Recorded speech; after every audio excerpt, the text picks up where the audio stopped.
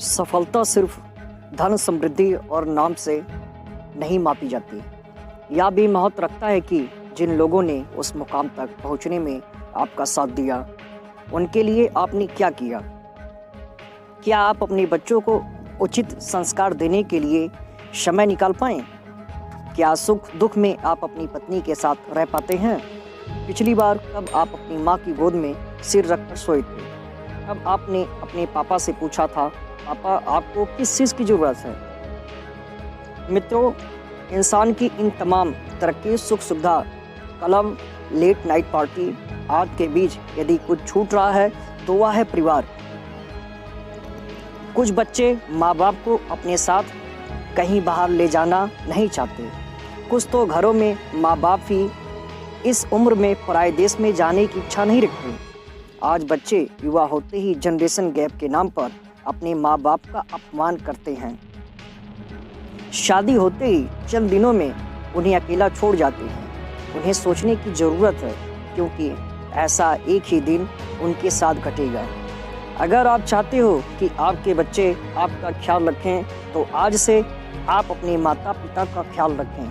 नमस्कार, मैं आरजे सुजीत शरगम। एक छोटी सी कहानी आपके लिए।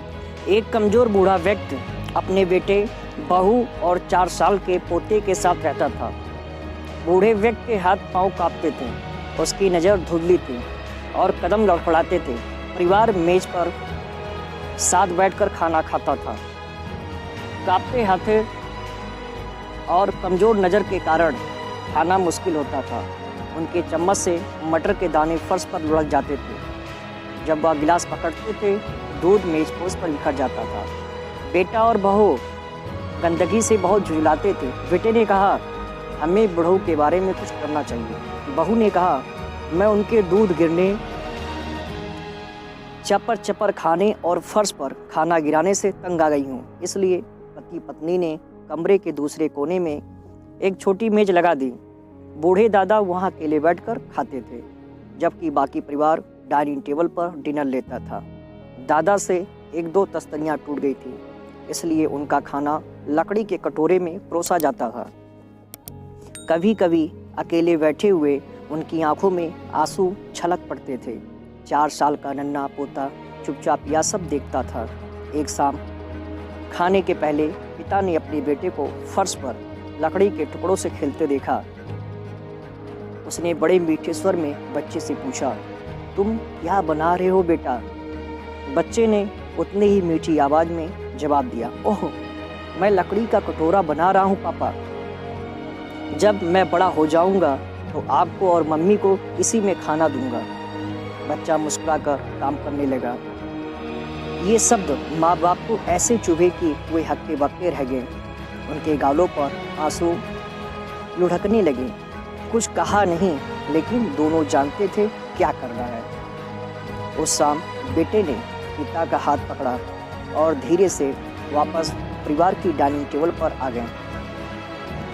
अपनी बाकी उम्र भर वह अपने परिवार के साथ ही खाते रहे, और जब उनसे कोई चम्मच गिर जाता था, दूध का गिलासा लुढ़क जाता था या मेजपोश गंदा हो जाता था, तो बेटा और बहू उसे ध्यान नहीं देते थे। बच्चे बहुत ग्रहणशील होते हैं। उनकी आंखें हर चीज़ देखती हैं, उनके कान हर बात सुनते हैं और उनका दिमाग हर वक्त उन्हें मिलने वाले संदेशों को समझने और नतीजे निकालने में लगता रहता है। अगर वे देखेंगे कि हम परिवार के सदस्यों के लिए घर में धैर्यपूर्वक सुख माहौल बनाते हैं, तो वे जीवन भर इस नज़रिया को अपनाएंगे।